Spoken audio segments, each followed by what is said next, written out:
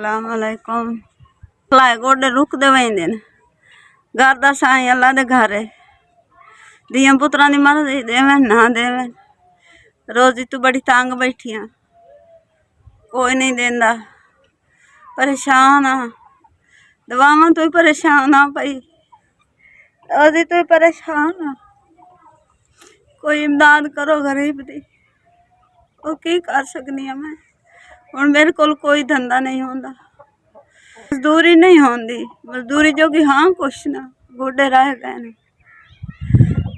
कोई दे ही नहीं दिया हर कोई आप दे बीवियां नूं संभलेंदा है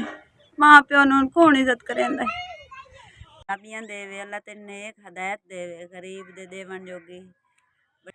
परेशानियां गोडियां ने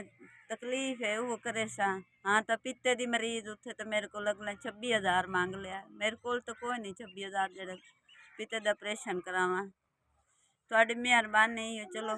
2 दिन अगों वैसे टप जासन रोजी ते SBS इन्हें मैं 3,000 पहुँचाया है अल्लाह इन्हों घना देवे अल्लाह इन्हों बहु देवे